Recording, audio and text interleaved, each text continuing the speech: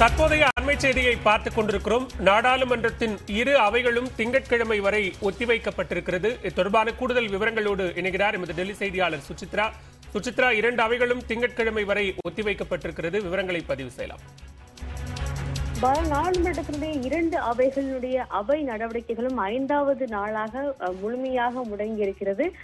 எதிர்கட்சிகள், அதாவது மிக முக்கியமாக அதானி விவகாரம் குறித்தும் நீட், ஆன்லைன் கேமிங் உள்ளிட்ட பல்வேறு முக்கிய பிரச்சனைகள் குறித்து பேசுவதற்கான அனுமதி வழங்க வேண்டும் என்ற ஒரு கோரிக்கையை வலியுறுத்தியும் எதிர்கட்சிகள் சார்பாக வழங்கப்பட்டிருக்கும் அவை ஒத்திவைப்பு தீர்மான மீதான விவாதம் எடுத்துக்கொள்ள வேண்டும் என்ற ஒரு கோரிக்கையை வலியுறுத்தியும் எதிர்கட்சி உறுப்பினர்கள் இன்று அவை தொடங்கியவுடன் அவர்கள் கோஷங்களை எழுப்பினர். அதே சமயத்தில் ஆளும் கட்சி பாஜகவுடைய உறுப்பினர்கள் சார்பாக ராகுல் காந்தி பகிரங்க மன்னிப்பு கேட்க வேண்டும், லண்டனில் அவர் இந்தியாவை தரக்குறைவாக பேசியதற்கு அவர் பகிரங்க மன்னிப்பு கேட்க வேண்டும் என்ற ஒரு கோஷத்தை எழுப்பி பாஜகவினரும் கடுமையான அமளியில் ஈடுபட்டனர். இரண்டு தரப்பும் அமளியில் ஈடுபட்டதை அடுத்து தற்பொழுது இரண்டு அவைகளுமே தற்பொழுது அவை நடவடிக்கைகளை ஒத்திவைத்திருக்கிறது.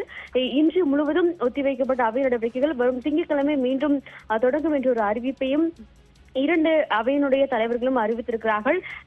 மிக முக்கியமாக மக்களவையை பொறுத்த அளவில் அவை தொடங்கியதிலிருந்து கடும் கூச்சல் குழப்பம் இருந்ததன் காரணமாகவும் மிக முக்கியமாக எதிர்கட்சி உறுப்பினர்கள் மற்றும் ஆளும் கட்சி உறுப்பினர்களும் அவையினுடைய மையப்பகுதிக்கு சபாநாயகருடைய இருக்கை அருகே அவர்கள் கோஷங்களை எழுப்பி அமளியில் ஈடுபட்டனர். அதனால் அவையினுடைய அந்த சவுண்ட் என்பது இல்லாமல் வெறும் லைவ் ப்ரொசீடிங்ஸ் மட்டும் அவை ஒளிபரப்பப்பட்டு குறிப்பிடத்தக்கது. அதன் பின்னர் சற்று நேரத்திற்கு பிறகு அவை ஒத்திவைப்பதாக சபாநாயகர் அறிவித்திருக்கிறார். அதே போல் மாநிலங்களவையிலும் இரண்டு தரப்பு உறுப்பினர்களுமே கடும் அமளியில் ஈடுபட்டதன் காரணமாக அவை நடவடிக்கைகள் ஒத்திவைக்கப்படுவதாக மாநிலங்களவை தலைவர் ஜெகதீப் தன்கரும் அறிவித்திருக்கிறார். 5வது நாளாக தொடர்ச்சியாக இந்த வாரம் முழுவதுமே சபையினுடைய அலுவல்கள் என்பது முழுமையாக முடங்கியது குறிப்பிடத்தக்கது.